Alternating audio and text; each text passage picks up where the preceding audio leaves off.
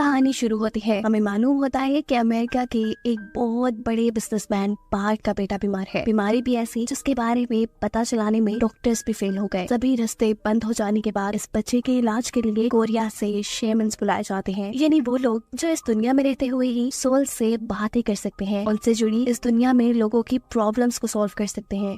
ऐसा कहने कि दुनिया में ना नजर आने वाली चीजों से मिलना, लड़ना और उन्हें कंट्रोल करना ही उनकी जॉब है। हम मिलते हैं शेमन हारिम से, जो अपने असिस्टेंट के साथ इस बच्चे का इलाज करने के लिए आई थी। हालांकि बच्चे की मोम को इन सब चीजों पे यकीन नहीं था, पर अब उनके पास कोई दूसरा ऑप्शन भी नहीं बचा था अपने बेटे को बचाने के लिए। हारिम इस बच्चे को चेक करने के लिए कुछ रिचुअल करती है और उसे मालूम होता है कि इस बच्चे के साथ जो भी इशू है वो उसके दादा या परदादा के साथ जुड़ा है। इस बारे में बात करने के लिए हारिम पार्क से मिलने उसके घर पहुंच जाती है, जहां उसे मालूम पड़ा कि ये लोग कई दहाइयों पहले ही पूरी तरह अमेरिका शिफ्ट हो गए थे। पार्क के डैड यानी इस छोटे बच्चे के ग्रैंडपा पैरालाइज्ड हैं, जबकि उसके ग्रैंडपा यानी परदादा 100 साल पहले ही मर चुके थे, जिनकी ग्रेव यानी कब्र कोरिया में ही है। पार्क हारिम को ये भी बताता है कि उनकी फैमिली में पैदा होने वाले हर बड़े बच्चे के साथ ऐसा ही कोई इशू हो जाता है। जैसे मेरे बड़े भाई, वो भी ऐसी ही किसी बीमारी में पागल खाने में मर गए थे, और अब मेरा बेटा वो तो आपके सामने ही है। सब सुनने के बाद हारिम पार्क को तसल्ली देती है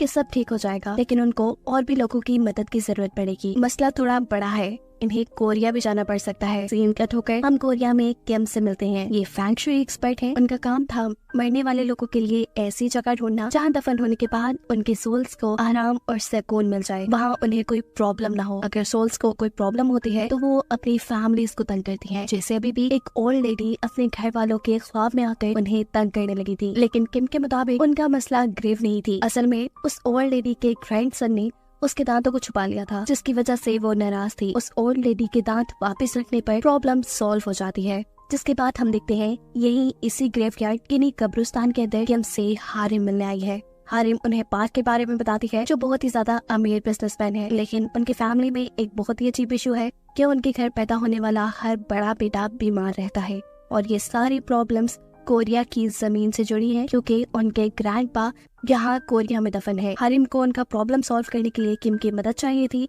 और कोरिया का नाम सुनते ही किम मान भी जाते हैं। अगले दिन पार्क भी आकर किम से मिलता है, क्योंकि उसे अपने ग्रैंडपा का एक्सह्यूमा करवाना था। एक्सह्यूमा मतलब एक ग्रेव को खोलकर वहाँ दफन हुए इंसान को किसी दूसरी ग्रेव में दफनाना या शिफ्ट करना। इसी काम के लिए उसे किम से सारी इन्फॉर्मेशन चाहिए थी, और वो ये सब अपने बेटे के इलाज के लिए कर रहा था। पार्क अब किम को लेकर अपनी ग्रैंडपा की ग्रेव के पास जाता है, जो पहाड़ के ऊपर बनी थी। ये कोई कब्रिस्तान नहीं था। इस ग्रेव के आसपास बहुत सारे फॉक्स भी फिर रहे थे, और ये कोई अच्छा साइन नहीं था। साथ ही उनकी ग्रेव के ऊपर कोई नेम प्लेट भी नहीं थी। पार्क बताता है कि उसके ग्रैंडपा जर्नल थे, और ये ग्रेव उन्हें आर्मी की तरफ से अलॉट हुई थी।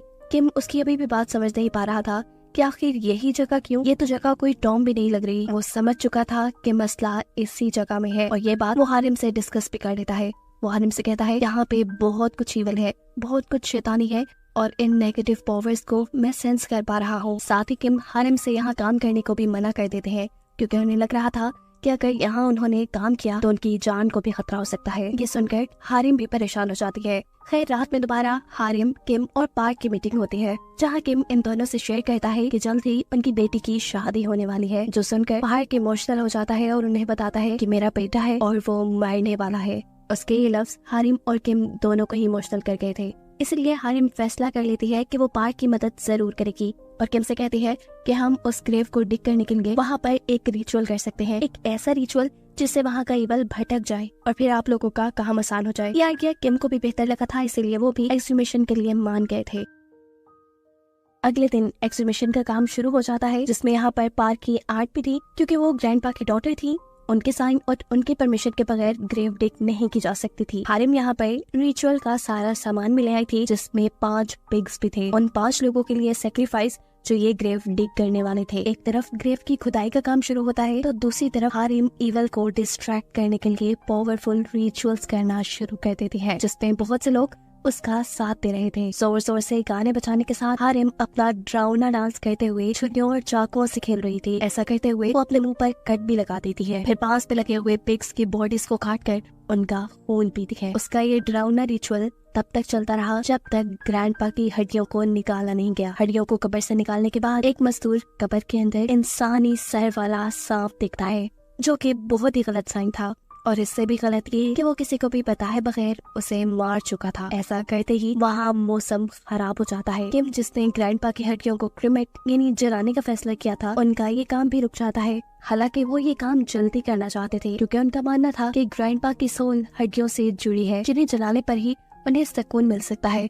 किम ने क्योंकि यहाँ पर बहुत कुछ नेगेटिव देख लिया था, इसीलिए पास के गांव में वो ग्रैंडपा के मजार के बारे में इंफॉर्मेशन इकट्ठी करने जाता है। जहाँ जाने पे इन्हें मालूम हुआ कि ज्यादा लोगों को तो उस मजार यानी ग्रैंडपा की ग्रेव के बारे में कुछ पता ही नहीं, और अगर कुछ लोगों को पता था तो ये बात कि उनकी ग्रेव खजाने से भरी है। जिसके लालच में एक आदमी, जिसे मालूम हुआ कि ग्रैंडपा की ग्रेव की खुदाई हुई है, वो ग्रैंडपा का कॉफिन खोल देता है, जिसके नतीजे में उससे में पागल ग्रैंडपा की सोल आजाद हो चुकी थी। और ये सबसे बड़ा और खतरनाक काम हुआ था। शुक्र था कि हारिम ने उसे देख लिया। अब एक होप तो है कि वो सबको इस खतरे से बचा लेगी। ग्रैंडपा की सोल को कंट्रोल करने के लिए वो एक रिचुअल करना शुरू कर देती है, लेकिन शायद ये जाया हो रहा है क्योंकि ग्रैंडपा की सोल अपने घर भी जा चुकी है। घर यानी अमेरिका, जहाँ पर पार्क की फैमिली रहती थी। वहाँ जाते ही वो अपने बेटे और उसकी वाइफ को मार देते हैं, जिसके बाद ग्रैंडपा की स्पिरिट ने पार्क को भी हॉन्ट करना यानी डराना शुरू कर दिया था। पार्क बहुत ज्यादा डरा हुआ था। उसी टाइम उसे किम की कॉल आती है। फोन पे किम उसे समझा रहा था कि ग्रैंडपा की सोल आजाद हो गई है, उसने तुम्हारे पेरेंट्स को भी मार दिया है और वो अब तुम्हें मारने के लिए निकली है, तुम जरूर उससे बच कर रहना। अभी वो फोन पे बात कर ही रहा था कि अचानक दरवाजे पे भी नॉक होना शुरू हो जाता है।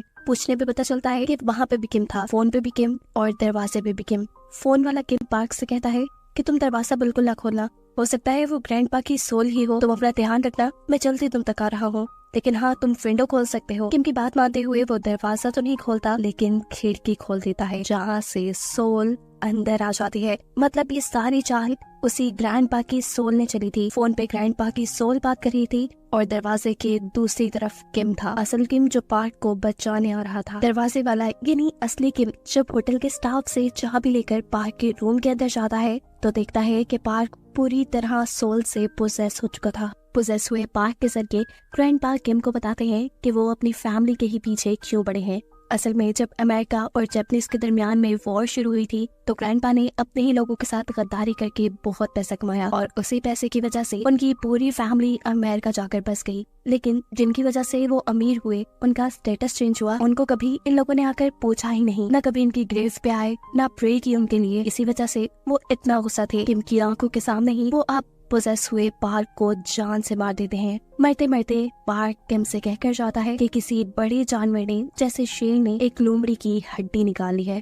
इस बात का मतलब किम को बिल्कुल नहीं समझ आया था, लेकिन अब ग्रैंडपा के सोल पार्क को मारने के बाद अपनी बेटी और पार्क के बेटे को मारने के लिए निकल चुके थे। उनको रोकने का किम के पास सिर्फ एक ही तरीका था कि वो हारिम से कहें कि ग्रैंडपा की हड्डियों को जला दो, लेकिन हड्डियों को जलाने के लिए ग्रैंडपा की बेटी की परमिशन चाहिए थी। किम फौरन उन्हें कॉल करता है और उन्हें बताता है कि ग्रैंडपा की सोल अब उस छोटे बच्चे को मारने के लिए जा रही है, जिसका कोई कसूर नहीं। उसकी जान बचाने के लिए हमें ग्रैंडपा की हड्डियों को जलाना पड़ेगा, एक्सट्रीमेशन के बजाय, यानी किसी और कब्र में दफनाने के बजाय, जिसके लिए ग्रैंडपा की बेटी मान जाती है और ग्रैंडपा की हड्डियों को जला दिया जाता है। ऐसे हड्डियां जलने के साथ ही ग्रैंडपा की सोल खत्म हो जाती है और इन सबको आजादी मिल जाती है। लेकिन कहानी ग्रैंडपा की सोल तक ही खत्म नहीं हुई थी। इस कहानी में अभी एक बहुत बड़ा ट्विस्ट है।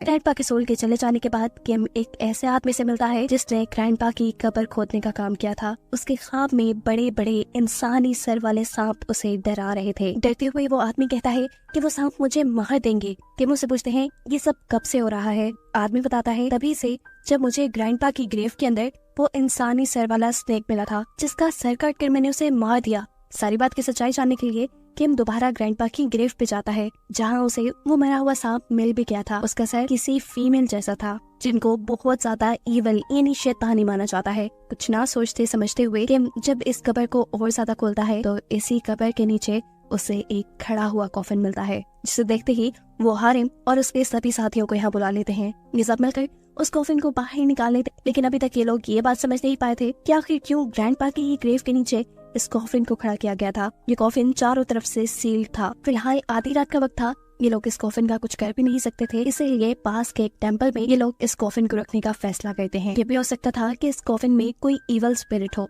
वो आसानी से निकल ना जाए, इसीलिए हारिम खून और चावलों के साथ यहाँ अजीबोगरीब रिचुअल करती है और उस कॉफिन को सील करके ये लोग यहाँ से चले जाते हैं। इस सारे मिस्ट्री की कहानी जानने के लिए किम और हारिम अब जाते हैं ग्रैंडपा की डॉटर के पास और उससे पूछते हैं कि आखिर ग्रैंडपा की ग्रेव के नीचे ये इतना बड़ा कॉफिन क्यों खड़ा किया गया था। जवाब में ग्रैंडपा कहती है वो गद्दार कैसे हो सकते हैं, वो तो कोरियन थे ही नहीं, वो तो खुद जापानीज थे। कंफ्यूजन और भी ज्यादा बढ़ जाती है कि आखिर फिर जापानीज लोगों ने उन्हें यहाँ क्यों दफन किया। सीन कट होकर हम हारिम के असिस्टेंट को देखते हैं जिसे कोई अजीबो गरीब चीज डरा रही थी। वो कुछ मंत्र पढ़ते हुए अपने डर को काबू में करता है और कॉफिन को चेक करने के लिए जाता है, जहाँ बाहर जाते ही उसे कोई 7 फुट जितना लंबा आदमी दिखाई दे रहा था और वो आदमी किसी इंसान को खा रहा था। इस सारे सीन को देखकर डरते हुए वो हारिम को आवाज देता है। पता चलता है कि हारिम ख्वाब में अपनी ग्रैंड माँ से कुछ सबक ले रही थी, क्योंकि उसकी ग्रैंड माँ अपने जमाने की बहुत बड़ी शेमन थी। अपने असिस्टेंट की आवाज सुनकर वो यहाँ से जाने लगती है, लेकिन ग्रैंड माँ उसका हाथ पकड़ लेती है,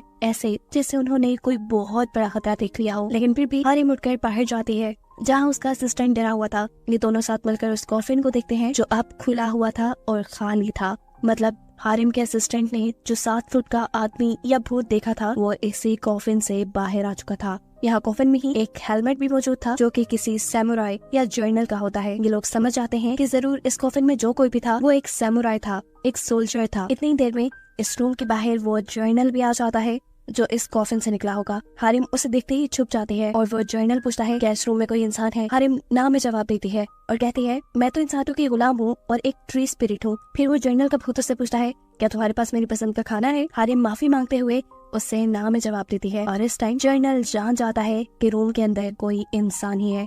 इससे पहले कि वो हारिम पर हमला कर देता, उसका असिस्टेंट आकर उसे बचा लेता है और जर्नल पे भी एक नेज़े से हमला करता है। लेकिन इस हमले का उसके ऊपर जरा फर्क नहीं पड़ा था। साफ मतलब था कि वो जर्नल बहुत ही खतरनाक भूत में बदल चुका है, क्योंकि अब वो असिस्टेंट को पकड़कर उसके पेट में अपना हाथ स्टेप करता है और उसकी बॉडी दरमियान से चीर कर फेंक देता है। इससे पहले कि अब ये भूत हारिम को मार देता, किम और उसका असिस्टेंट यहाँ आ जाते हैं और इस मर्तबा इस भूत को देखकर इन दोनों की भी हालत बुरी तरह खराब हो चुकी थी, क्योंकि आज से पहले उन्होंने कभी ऐसा भूत नहीं देखा था। एक सेकंड गुजरता है और इस भूत को मुर्गे की भांग सुनाई देती है। मतलब सुबह होने वाली थी और ये सोचते हुए वो एक आग का गोला बनकर यहाँ से उड़ जाता है। अभी के लिए ये लोग इतनी बात जान गए थे कि ये भूत जो भी है ये रात में तो पूरी ताकत में होता है, लेकिन सुबह में ये अपनी ताकतों का इस्तेमाल नहीं कर सकता। पता चलता है भूत ने हारिम के जिस असिस्टेंट को दरमियान से चीर कर फाड़ दिया था उसकी सांसें अभी भी चल रही थी, यानी वो पूरी तरह मरा नहीं था, इसलिए उसे हॉस्पिटल एडमिट करवा दिया जाता है। और किम अब जाते हैं उसी ग्रेव पे जहाँ से ये सब शुरू हुआ था, क्योंकि अब इसे बंद करना, इस कहानी को खत्म करना बहुत जरूरी था। यहाँ वो आसपास के लोगों से मिलते हैं, कुछ पता चलाते हैं, लेकिन खास इन लोगों को कुछ मालूम नहीं होता। दोबारा ये लोग हॉस्पिटल आ जाते हैं, जहाँ इन्हें मालूम पड़ता है कि हारिम के असिस्टेंट को होश आ गया है। होश में आने पे उसकी आंखें अजीब थी और ये देखते हुए हारिम और किम को ये पता चल चुका था कि वो पोजेस्ड है। उस बड़े से जर्नल के भूत ने इसे अपना गुलाम बना लिया था और इसी के जरिए इन्हें ये बात पता चलती है कि वो जर्नल का भूत यहाँ पे किसी चीज की हिफाजत कर रहा है। किस चीज की, ये बात हारिम का असिस्टेंट उन्हें नहीं बताता। इन सारी बातों का पता चलाने के लिए किम दोबारा ग्रेव पे जाता है। वो ग्रेव को खोलकर अपने सवालों का जवाब जानना चाहता था कि आखिर यहाँ ऐसा क्या है जिसकी वो डीमन हिफाजत कर रहा था। इन्हें यहाँ वही 7 फुट लंबा जर्नल का भूत ही नजर आता है। इसे देखकर वो ये बात पता चला लेते हैं कि रात में ये भूत कहीं पर भी चला जाए, दिन में ये भूत यहीं रहता है, जरूर उसी चीज की हिफाजत करने के लिए जिसके बारे में इन्हें मालूम नहीं। यहाँ खड़े खड़े ही किम को मरते हुए पार्क की एक बात याद आती है। उसने कहा था कि फॉक्स ने टाइगर की रीढ़ की हड्डी पे वार किया है। कोरिया का मैप बिल्कुल टाइगर की तरह दिखता है, यानी टाइगर तो हो गया कोरिया। अब सीन ये था कि कोरिया को खत्म करने के लिए बहुत से मेटल रॉड्स जमीन में दबाए गए थे, जो कि जापानीज रिचुअल के मुताबिक कोरिया की पॉजिटिव और नेगेटिव एनर्जी को डिस्टर्ब करके कोरिया को खत्म कर देते। इन रॉड्स के बारे में कोरियन शेमन्स को पता चल गया और उन्होंने इन रॉड्स को निकालना शुरू कर दिया। इन लोगों को कोरिया के लोगों ने ग्रेव थीव्स कहा, लेकिन अब एक रॉड वो जमीन से नहीं निकाल पाए क्योंकि उस रॉड को जापानीज ने अपने जर्नल की बॉडी में दफना दिया था, एक ऐसे रिचुअल के जरिए जिसमें मरे हुए एक बहादुर इंसान की बॉडी को काट कर उसमें मेटल रॉड रखा जाता है और साथ ही बहुत से इंसानी ऑर्गन्स का भी इस्तेमाल किया जाता है इस रिचुअल को पूरा करने में। इस सारे प्रोसेस के लिए जर्नल की बॉडी को इसलिए इस्तेमाल किया गया क्योंकि जर्नल बहुत बहादुर थे, मरने के बाद भी उनकी सोल इस रॉड की हिफाजत करती। अब वो जर्नल जो कि भूत बन चुका था, जिसकी बॉडी में वो मेटल रॉड था, उसके कॉफिन को इसीलिए वर्टिकल खड़ा किया गया था क्योंकि कोरिया में लगने वाले बाकी सभी रॉड्स भी वर्टिकल खड़े थे।